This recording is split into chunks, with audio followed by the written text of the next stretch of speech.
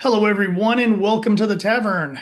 I'm the Dapper Bard, and today I am bringing back the Tavern Tales. Why, you may ask? Well, I kind of found this old kid's book of mine, which doesn't really have a cover anymore, but it is the story of St. George and the Dragon. A story that, even if you're not familiar with the story, you know the story. And because of that, I thought that would be a good excuse to bring back the Tavern Tales. I'm not going to actually read this, though. I'll tell the story Bard style. But still, kind of fun finding a little kid's book that is probably one of the reasons why I love fantasy and heroism and all that kind of stuff. Because I'm sure this was read to me dozens of times growing up. Even though I can't really remember it. And obviously this probably had a really nice paper cover at some point, but it's this book's probably older than you are, dear viewer. So let's get started. Before we get into the history and some of the other aspects of St. George, I want to tell the story of St. George and the Dragon. Once upon a time, in a far-off land, there was an evil dragon. It swooped into this kingdom and demanded sacrifice. "Give to me your greatest sheep, or I will ruin your land." And the king, wishing for his people to be safe, gave 2 sheep to the dragon every day to prevent it from destroying the village. But over time, that wouldn't be enough, and the dragon would demand more. "Give to me your most beautiful maidens, so I may eat them as a delicacy." The king reluctantly complied, and every maiden of the kingdom had to draw lots. Unfortunately, the maiden chosen was his daughter, the princess. The king begged his people, "Please, will someone volunteer to take the place of my dear beloved daughter?" But everyone was too scared. So his daughter accepted her role, sacrificing her life for the sake of the village. As she went toward the dragon, a brave man riding a gallant steed, carrying a lance made of the finest materials, the Ascalon. And with this mighty lance, the great hero said, "Nay, this dragon shall not take a life and shall not harm another village ever again."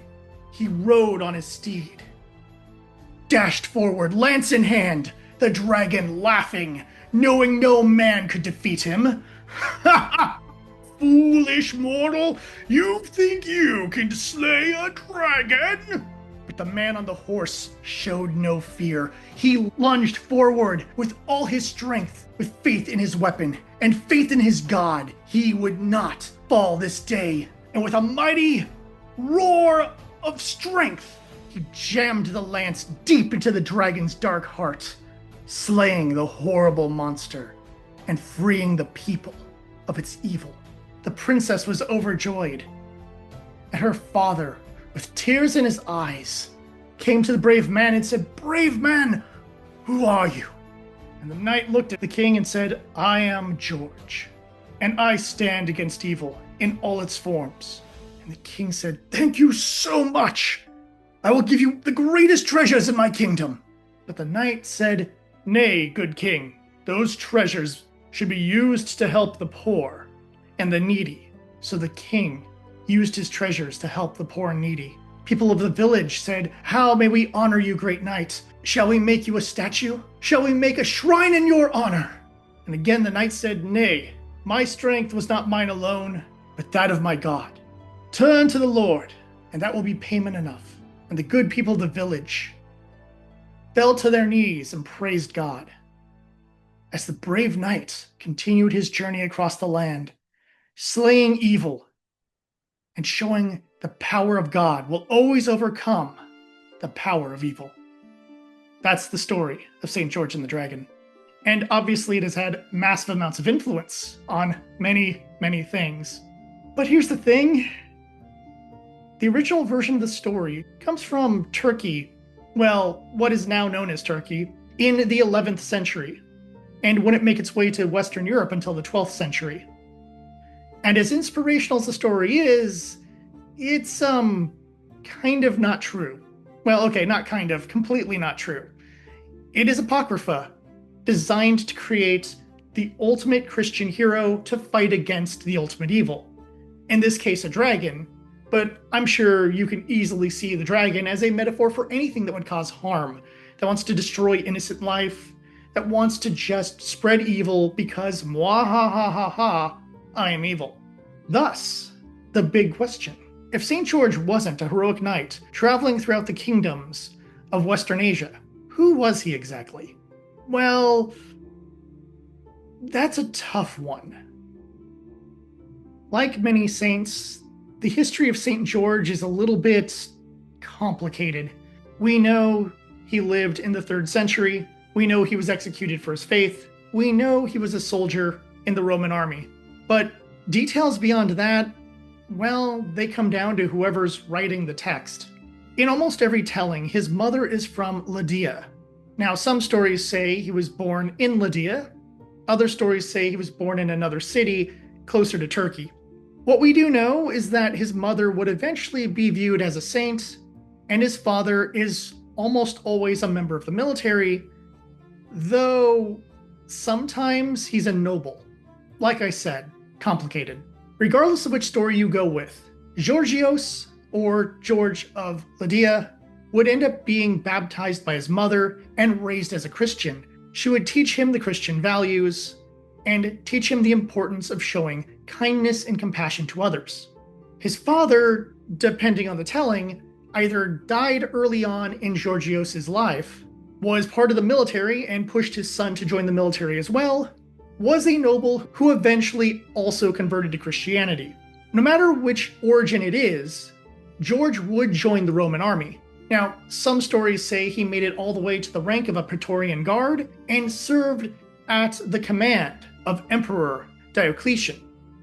Other stories say he was just a regular soldier, following his orders, going to place, but trying to do good deeds as a Christian, despite having to also oppress the people as part of the Roman army. And I assume even as a Praetorian Guard, he probably still practiced Christian values and helped people as best he could. The next part of his story involves him being found out as a Christian. In the Diocletian version, he was ordered to persecute the Christians who had been captured, to torture them, to eventually kill them, and he refused to do it. He would not hurt his own people. When the emperor demanded he renounce his faith, he refused. And thus he was stripped of his status and tossed in with the other Christians to be tortured, to be paraded around as a warning to anyone else who dared defy the emperor, and eventually decapitated, and his body burned so it couldn't be properly buried. Other stories say that his commander found out when he was going out and doing good deeds. And in a similar manner, the commander said, "You need to renounce your faith. You cannot be behaving this way as a member of the Roman army." But George refused to renounce his faith, and would thus be beaten, paraded around to warn the rest of the troops, this is what happens if you disobey, and eventually decapitated. He would be venerated as a martyr and later as a saint for the efforts he did as a Christian in an era where it was illegal to have his faith.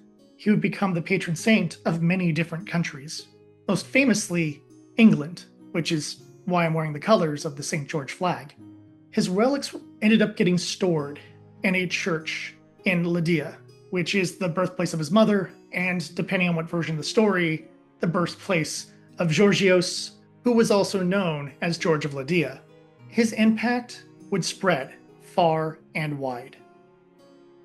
In terms of Christianity, St. George became one of the 14 Holy Helpers, a group of saints who together are prayed to in order to help deal with disease and other blights that people may face. His heroism and his service in the military made him an inspiration to many Crusader knights, which is why you will find that cross of St. George on many artworks of Crusader knights. that cross of St. George would make its way to England and become the flag of England. I personally believe that this is because of the tale that was written, probably recontextualized as a British knight fighting against the dragons. Thus, his heroism, his flag, and yes, his status as a saint would have a huge impact on England, as he became the patron saint of England. However, other nations hold him in high regard. These include Portugal, Bosnia, Herzegovina, Bulgaria, Georgia, Ukraine, Malta, and Ethiopia. So yes, his story has been spread far and wide, like I said. But it is interesting to see that his efforts as a saint and his apocryphal legend have had a huge impact from Western Asia all the way to the edge of Western Europe. Not only that, but the story of St. George and the Dragon has obviously been a huge inspiration for a lot of fantasy storytelling. There are many stories of heroic man goes and faces impossible odds to rescue the princess and save the kingdom. Heck, that's two of the most famous games made by Nintendo. The inspiration that the story of St. George, real or not, gives to people to be more heroic, to stand up, that when other people are too afraid, you, brave hero, will stand up and say, I will not let the dragon win. I think we all need stories like that in our lives. And while yes, this old storybook would get me interested in fantasy literature, RPGs, both tabletop and video game, as well as going to Renaissance fairs and dressing up and calling myself a dapper bard. Before I wrap up, there's a few things I'd like to address. First, even the scholars argue whether or not he died in 290 or 303, but it is at least known that he did get executed, and yes, like I said earlier, his relics have been preserved. Also, I point out that his mother, in some circles, is referred to as a saint, others refer to her as a martyr, and as I look things up, I can't seem to find much information on Polychronia herself. So I think it comes down to the beliefs in which sect of Christianity you are involved with. Finally, I'd like to say thank you for watching. It's been a long time since I've done a Tavern Tales video, and hopefully people will discover these because all my original ones were done when my channel was a lot smaller. And if people find these and like these, then I promise I will do more. I love discussing mythology. I love discussing the stories of the saints. I love history and folklore. It's a huge part of me, and it's a hobby that I just love. Heck, I do panels about mythology at conventions. Yeah, I'm that much of a nerd. And if you have the chance, check out some of the older ones. I've covered a lot of different topics. There's a whole playlist. In fact, there are 2 playlists, as one of them also incorporates the signs of the zodiac, for those of you curious what your sign means, and the second playlist incorporates every single episode. If you're watching this on April 23rd, happy St. George's Day. Until next time, I hope you have a blessed day, and I'll see you at the tavern.